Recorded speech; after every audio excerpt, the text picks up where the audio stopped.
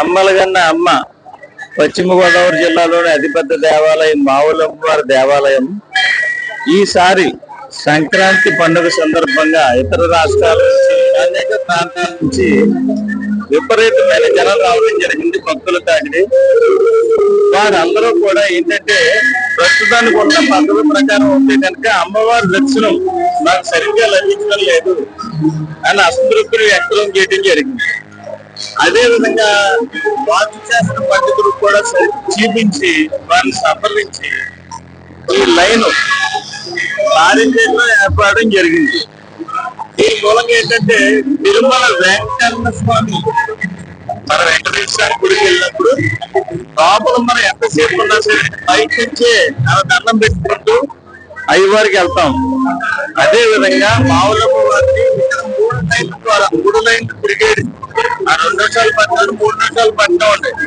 భక్తులు చక్కగా అమ్మవారి నిండైన విగ్రహాన్ని చూసి మొక్కుకుంటూ ఎంతో ఆనందంగా సంస్కృతంతో చక్కగా భక్తి శ్రద్ధలతో దర్శనం చేసుకుని వెళ్తున్నారండి. ఇది కొత్తగా ప్రవేశపెట్టిన లైను. ఇది తాత్కాలికంగా అసలు ఏంటో ప్రయోగాత్మకంగా చేపట్టడం జరిగింది. ఈ రోజు ఉదయం నుంచి దేవస్థాన సిబ్బంది మరియు మా ట్రస్ట్ బోర్డు సభ్యులందరూ కూడా భక్తుల యొక్క మనోభావాలను అందరినీ ఆడటం జరిగింది. వారందరూ కూడా పూర్తిగా అర్థం వ్యక్తం చేస్తున్నారు. అమ్మవారి దర్శనం అమ్మవారిని చక్కగా ఎక్కువసేపు దర్శించుకోవచ్చు చెప్పించి అనగా మేము అమ్మవారి దర్శనం కొరకు అందరికి అమ్మవారి దర్శనము అందరికి బాగా కనబడాలని ఒక ఉద్దేశంతో మా ఈవో గారు మా చైర్మన్ గారు ఒక ఆలోచన మేరకు ఏర్పాటు చేయడం జరిగిందండి.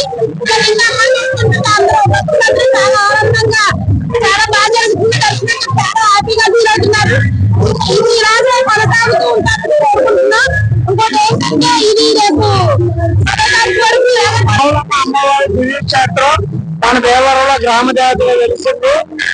మరి గత జాతర మహోత్సవంలోను అమ్మవారి ఉత్సవంలోను భక్తులు కొంచెం అమ్మవారి దర్శనానికి మాకు సరిగ్గా కనబడలేదని చాలా బాధపడుతూ వెళ్తుంటే మరి నూతన కమిటీ అయినటువంటి బండారు మరి నాగభూషణం గారు ట్రస్ట్ మెంబర్లు కలిసి ఒక ఆలోచన చేశారు. ఆ ఆలోచన విధంగా అమ్మవారి గర్భగుడిలోనే